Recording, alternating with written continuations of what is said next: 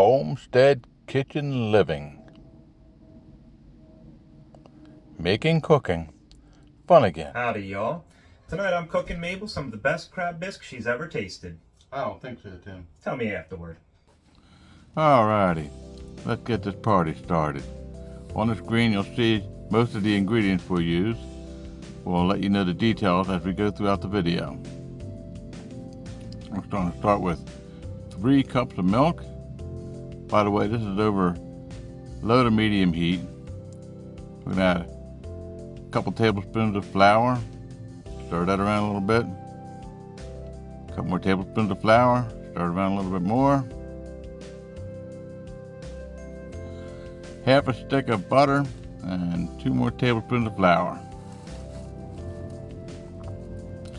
There's a teaspoon of Tony Thatcher, teaspoon of Mesquite. Whoa, baby, might have been too much Mesquite. All right, let's stir it around.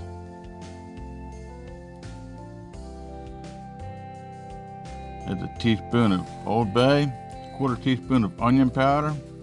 Stir that around. At this point, mostly we're just going to stir it around, let it thicken up a little bit. Add the crab meat. And we're going to add shrimp to it. There's the shrimp. Keep it over medium heat. Keep stirring. You'll see it start to thicken up. There you go. Look at that. Nice and thick, huh? That's the way we want it to be. There's the gravy. Alright, time to get on with the next phase of the video now. Ready? Yeah, now it's time for the biscuits. Thank God for Pillsbury. When I grow up, I want to make biscuits just like Pillsbury does. But for now, we'll use Pillsbury. Put them out on a pan.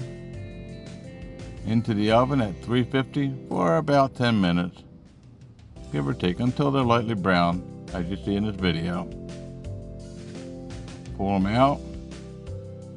And let's try the gravy on the biscuit. Stir it around a little bit.